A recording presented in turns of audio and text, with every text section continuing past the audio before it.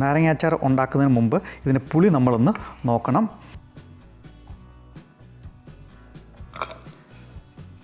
ഉള്ളി ഇടാം, മുളകും പൊടി ഇടാം,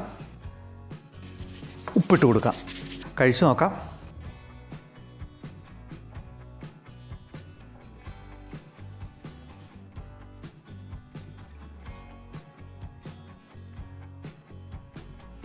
Oh, it's actually sour.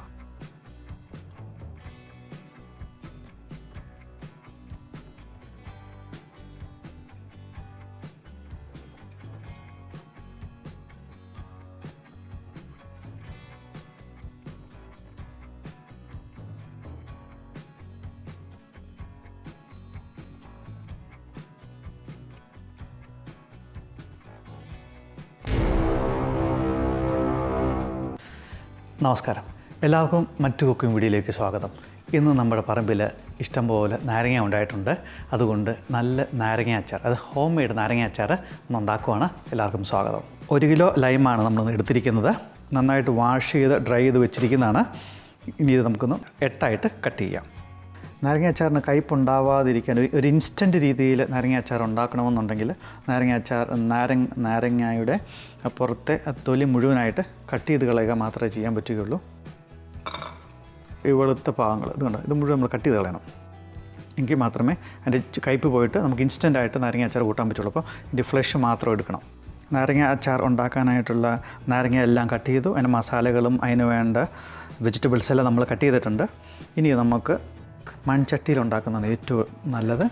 നല്ലെണ്ണ 1/2 കപ്പ്, ഇഞ്ചി അരിഞ്ഞത് 3 ടേബിൾ സ്പൂൺ, വെളുത്തുള്ളി അരിഞ്ഞത് 3 ടേബിൾ സ്പൂൺ, പച്ചമുളക് അരിഞ്ഞത് 2 ടേബിൾ സ്പൂൺ.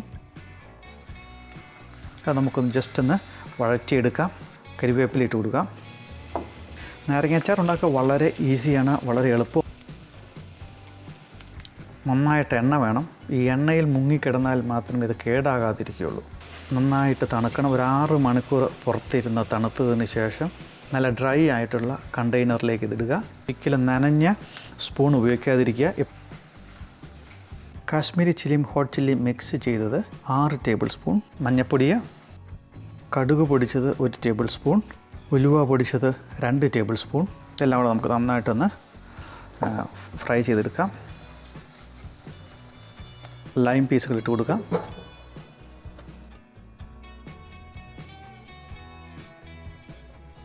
100 ഗ്രാം സോൾട്ടാണ് എടുത്തിരിക്കുന്നത്. അതിട്ട് കൊടുക്കാം.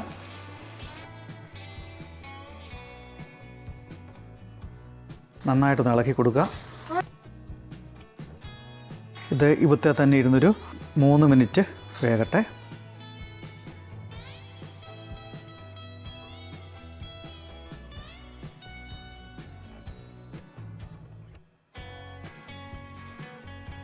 അഞ്ച് മിനിറ്റായി നമ്മൾ കുക്ക് ചെയ്യുന്നു. നമുക്കൊന്ന് തുറന്ന് നോക്കാം.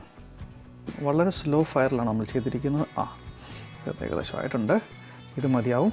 ഇനി നമുക്ക് തണുക്കാനായി വെക്കാം. ഒരു 6 മണിക്കൂർ കഴിയുമ്പം നമ്മുടെ പാത്രത്തിലേക്ക് ഇടാം. ഇത്